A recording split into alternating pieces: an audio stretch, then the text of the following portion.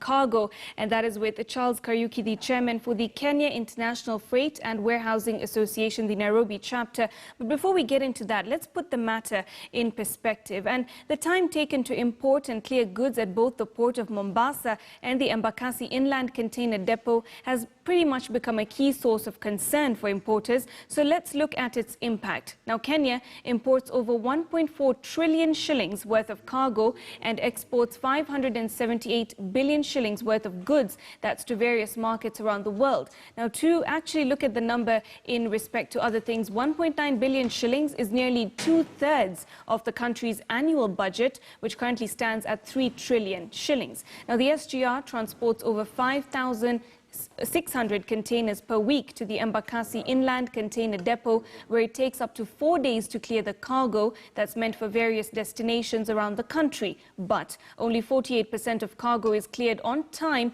creating a huge backlog of goods that ultimately impacts on business across the country. So due to these delays, shippers end up paying close to 265 billion shillings plus in demurrage charges, and as of last month, the charges will be subjected to withholding tax. So these costs are passed on to consumers in basically the price of goods. So the government loses over 76.7 billion shillings in tax revenues due to the misclassification of goods. So on the exporters' end, it takes 39 days to export goods from Kenya to other countries. That's compared to 26 days in East Asia and 15 days in more developed countries.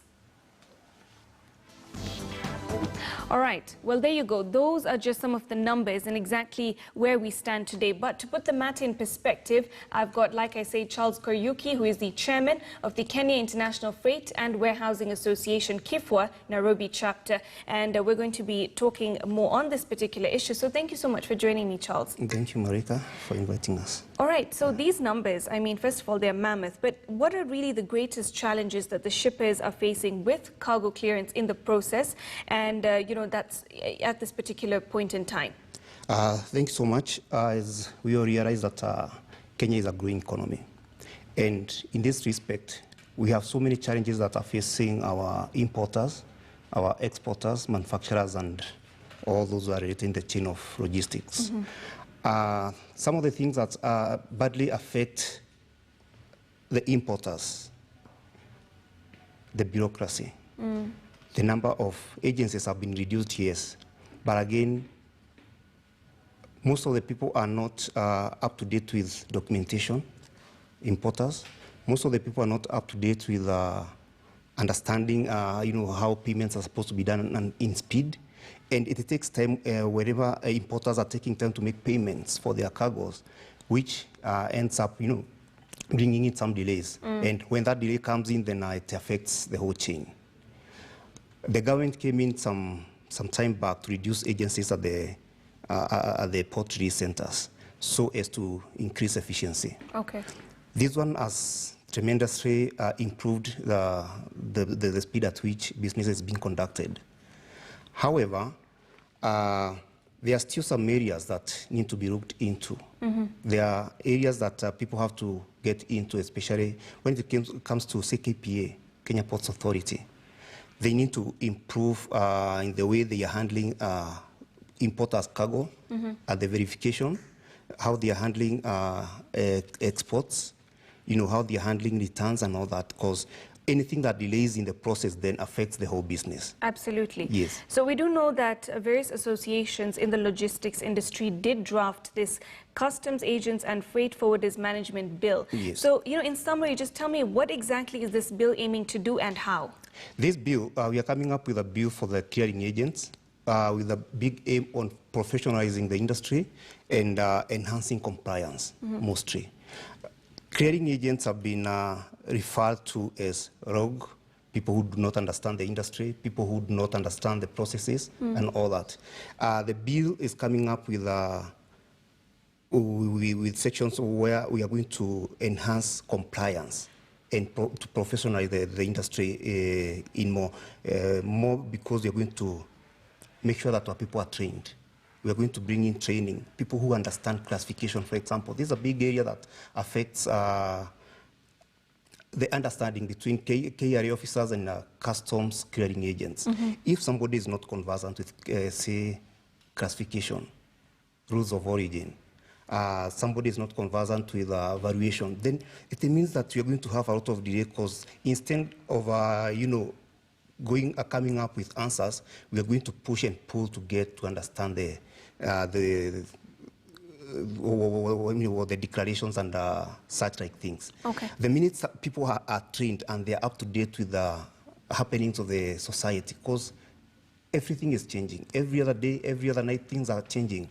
So we have people who are going to be trained and they understand the industry. Then they are going to give even KRA officers and anybody who's involved, Kenya Bureau of Standards, an easy time in giving solutions other than think of ways of corruption.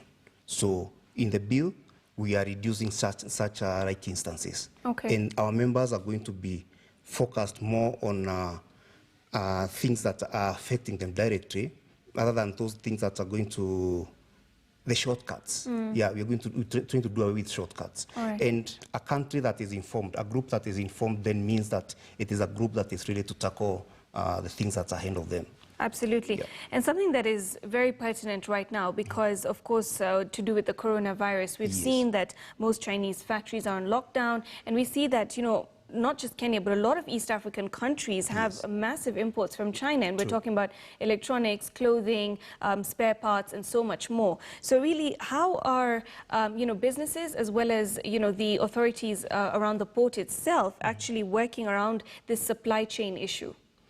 I remember I once said one day when China will sneeze, the whole world will feel it. It's actually come to pass now. The whole world is feeling the impact of coronavirus. And this has negatively affected our trade. Our business is badly affected.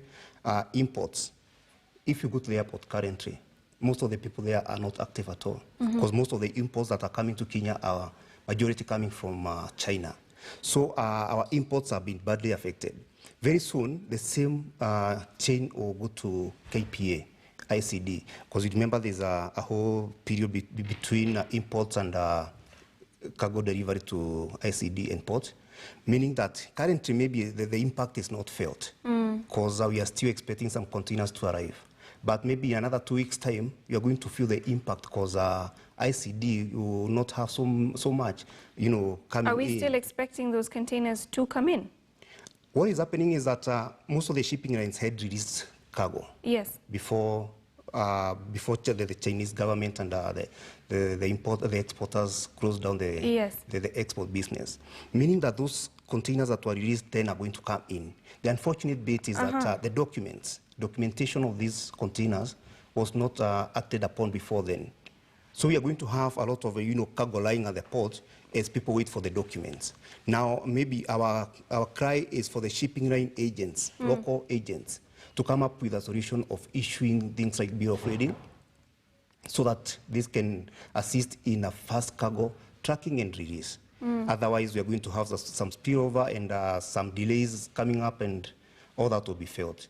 But within a very short time, we are going to feel the impact from sea freight. Okay. Right now, it is not totally felt. All right, and that's all we had time for, but thank you so much for speaking to us today on Business Today. Thanks so much.